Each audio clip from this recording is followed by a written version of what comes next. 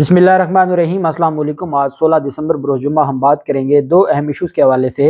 Lahore high court में overseas पाकिस्तानियों के हक़ में और ओवरसीज़ पाकिस्तानियों का जो हक़ वोट है, ईवीएम जो इलेक्ट्रॉनिक वोटिंग मशीन है, उसके हवाले से बड़ा अहम फैसला सामने आया है। ओवरसीज़ पाकिस्तानियों के लिए उम्मीद की किरण पैदा हो गई है। जो 90 लाख हमारे ओवरसीज़ पाकिस्तानी हैं, उसकी तफसील भी मैं आपके साथ शेयर करूँगा और मैं आपको बताऊँगा कि इमरान खान हमला केस में जो लोग जेआईटी के सामने पेश हुए हैं, सीसीपीओ लाहौर गुलाम महमूद डोगर के सामने, और फिर जो पॉलीग्राफिक टेस्ट करवाया गया था, उन मुलजमान का जो गिरफ्तार 3 मुलजमान हैं नवीद समेत, वो गलत बयानी पकड़ी गई है कि वो जो बयान दे रहे हैं वो झूठा बयान है और असल बात कुछ और है। वो जो एक रटी रटाई कहानी सुना रहे हैं, पॉलीग्राफिक टेस्ट ने उनके बयानात को गैर तसल्ली बख्श और झूठा करार दे दिया है और अब ये मामला बहुत आगे जा रहा है और इसमें 2 अहम गवाहान ने अपने बयानात कलमबंद करवाया। मैंने आपको बताया था पाकिस्तान तहरीक इंसाफ की सारी क़यादत। फिर पंजाब पुलिस का एक डीआईजी राना सनाउल्लाह को कैसे जो तमाचे मार रहा है, और जो उनका बयान था राना सनाउल्लाह का कि जी हमने ये फलां केस है और इस पर हमारी मेहनत है, उन्होंने कहा इनकी कोई मेहनत नहीं है, ये सिर्फ पंजाब पुलिस की और पंजाब हुकूमत पीटीआई पंजाब हुकूमत की मेहनत है जिससे इस केस में हम इतने करीब पहुंचे हैं। और एक डीआईजी राना सनाउल्लाह को आंखें दिखाए, बड़ी बात है। पंजाब पुलिस का पहले गुलाम महमूद डोगर तो है ही है, तो इसका मतलब यह है कि अल्टीमेटली चीज़ें जो पीटीआई और परवेज़ इलाही के हाथ जा रही हैं। चूँकि इमरान खान खुद लाहौर में बैठे हैं और ये एक बड़ा बेनिफिट हो गया कि वो लाहौर में बैठे हैं, उनकी तमाम अफसरान के साथ खुद मुलाकातें हो रही हैं। क्योंकि जब उस्मान बुज़दार थे तो इमरान खान इस्लामाबाद में थे, वो प्रॉपर खुद नहीं टाइम दे पा रहे थे। तो अब यहाँ पर चूँकि वो सारे मामलात को देख रहे हैं, वो गाइड कर रहे हैं, गाइडलाइंस दे रहे हैं, जिसकी वजह से मामलात बहुत बेहतर तरीके से चल रहे हैं। उसकी तफसील भी मैं आपके साथ शेयर करूँगा। पहले हम बात कर लेते हैं, इस्लामाबाद में एक केस पर समाअत हुई और जो डिप्टी कमिश्नर इस्लामाबाद हैं, डीसी इस्लामाबाद, वो अदालत में आके कहते हैं जी हमारी नालायकी और कोताही है, हमें वक्त दे दें, हम आपके साथ आपसे हाथ जोड़कर मिन्नत करते हैं। किसको कह रहे हैं जी? चीफ जस्टिस आमिर फारूक साहब को। केस कुछ इस तरह से था कि जो शहर था, जो इस्लामाबाद शहर के जो वहाँ पर फैसिलिटीज़ हैं उसके हवाले से केस था।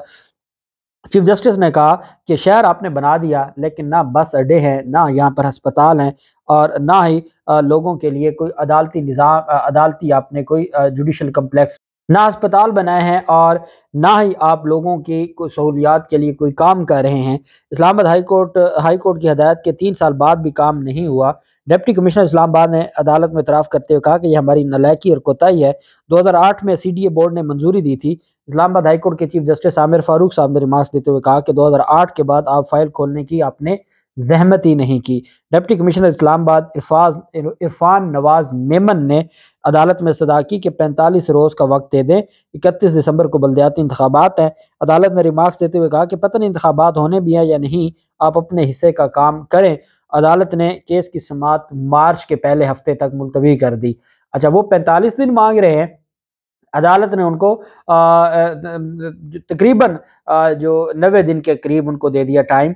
और हमारी अदालतें जब तक इनको ये रिलैक्सेशन देती जाएंगी, और चीफ जस्टिस आमिर फारूक साहब से ये गुजारिश है कि जब तक आप इस तरह, आज दिसंबर है और दिसंबर के आप अगर मार्च में जाके तारीख दें और मार्च के पहले हफ्ते तक, तो ये तो आप 70-80 दिन का उनको टाइम दे रहे हैं और 70-80 दिन में तो ये डीसी भी नहीं होना।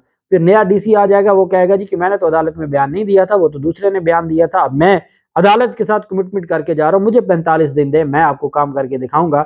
जब तक आप डंडा नहीं उठाएंगे ये मामलात हल नहीं होंगे। और हमने देख लिया है बलूचिस्तान हाई कोर्ट और सिंध हाई कोर्ट, जिनका हम अक्सर गिला करते थे कि वो माफियाज के खिलाफ कार्रवाई नहीं कर रहे, हमने उनको देखा है कि सिंध के सबसे बड़े माफिया सिंध पुलिस है और बलूचिस्तान की भी सबसे बड़ी माफिया बलूचिस्तान पुलिस है। अदालतों ने जब डंडा उठाया तो ना सिर्फ मुकदमात ख़त्म हुए, बल्कि उन्होंने 3 दिन के अंदर अंदर 34 मुकदमात ख़त्म करके खसूसी त्यारे पर जिस मुंह से लेके आए थे बलूचिस्तान कोयटा से, उसी मुंह से इस्लामाबाद पहुंचाया और अदालत के सामने बार बार माफिया मांगते रहे। खुदा के लिए अदालतों को अल्लाह ने बहुत, हमारे आईने पाकिस्तान ने बहुत अख्तियारात दी हैं, आप अवाम उन्नास के लिए बहुत कुछ कर सकते हैं।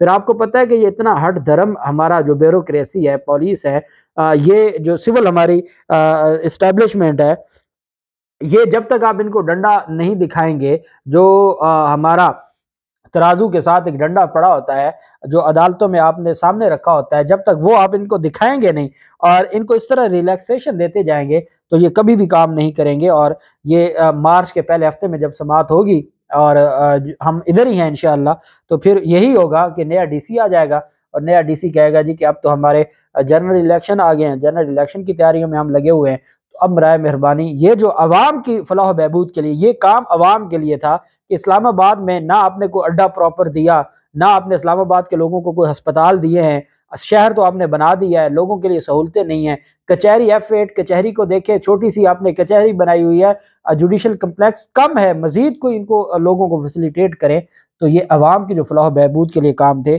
بدقسمتی سے وہ مزید لمبے ہو جائیں گے، اور یہ معاملہ ایسے ہی چلے گا، اور عدالتیں ایسے ہی چلتا جا رہا ہے، اور عدالتیں ایسے ہی چلائیں گی۔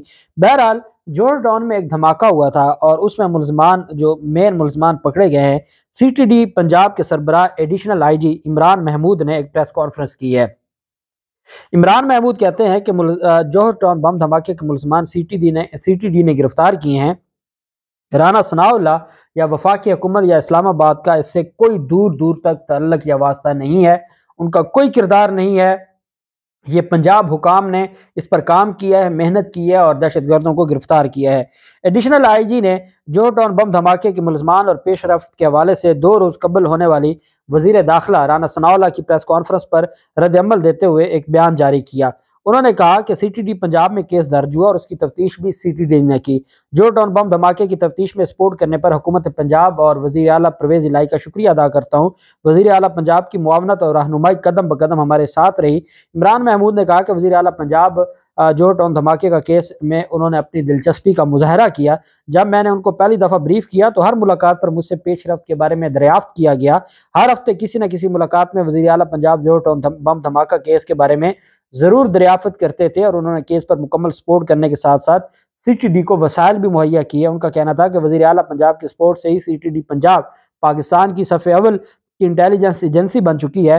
چودھری پرویز الہی IG پنجاب اور حکومت پنجاب کا میں شکریہ ادا کرتا ہوں، اور کہتے ہیں کہ انڈیا کے ملوث ہونے کے ناقابل تردید جو ثبوت ہیں وہ ملے ہیں، اور ساتھ انہوں نے یہ بھی کہا کہ جو 2 دن پہلے رانا ثناءاللہ کی جانب سے اتنی ایک دھواں دھار پریس کانفرنس کی گئی ہے وہ جھوٹ کا ایک پلندہ ہے، اس میں کوئی حقیقت نہیں ہے، رانا ثناءاللہ یا وفاقی حکومت کا کوئی کردار نہیں ہے، یہ سارا کچھ پنجاب حکومت نے کیا ہے۔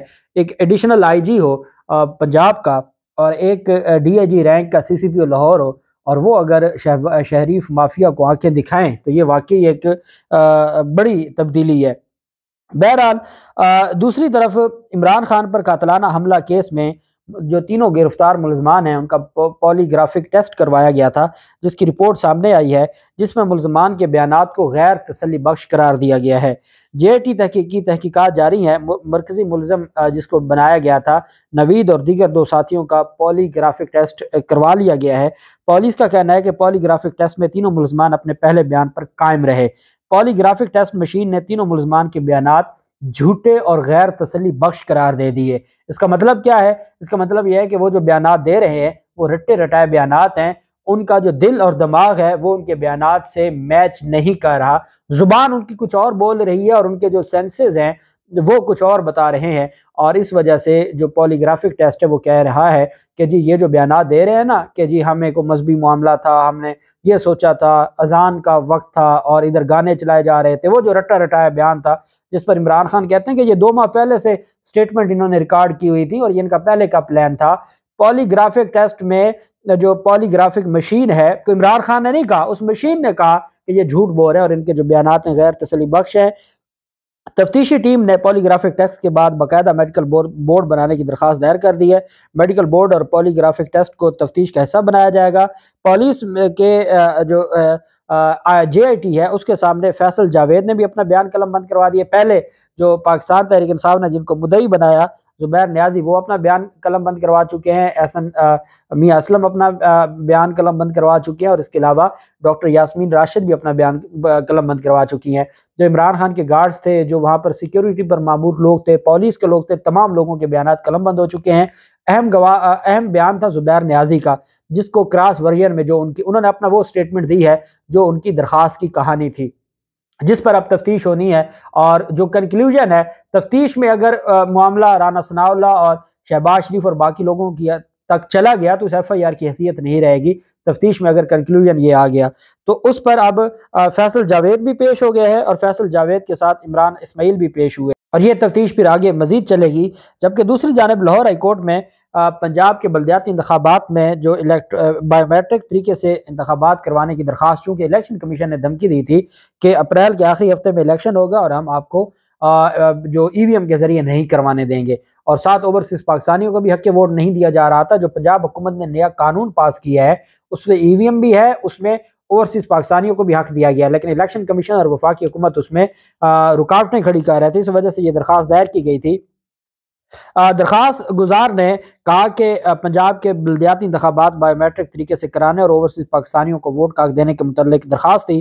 عدالت نے درخواست گزار کو سپریم کورٹ کے احکامات کی کاپی بھی فراہم کرنے کی ہدایت کی، جس میں سپریم کورٹ نے بلدیاتی الیکشن کے لیے کچھ اصول وضع کیے تھے۔ الیکشن کمیشن کے وکیل نے دلائل دیتے ہوئے کہا کہ کسی نوعیت کا کیس سپریم کورٹ اور عدالت عالیہ کے دوسرے بینچ میں بھی زیر التوا ہے۔ سافٹ ویئر اور دیگر آلات کی خریداری کے لیے پیسہ اور وقت درکار ہے، جس پر عدالت کا کہنا تھا کہ یہ فوری طور پر کس طرح عمل ہوگا آپ یہ بتائیں۔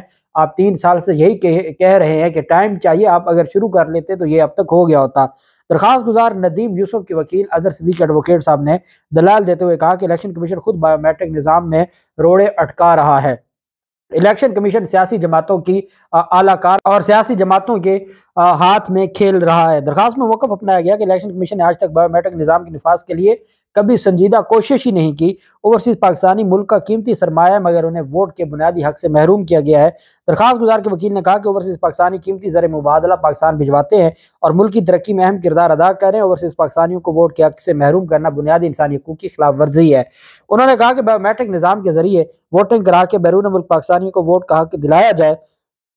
درخواست گزار کے وکیل نے کہا کہ بیرون ملک مقیم پاکستانیوں کو بایو میٹرک ووٹنگ کا اہل قرار دے اور پنجاب کے بلدیاتی انتخابات بایو میٹرک طریقے سے کرانے کے بھی ہدایات جاری کریں، جس پر عدالت نے جواب طلب کر لیا الیکشن کمیشن اور وفاقی حکومت اور پنجاب حکومت سے۔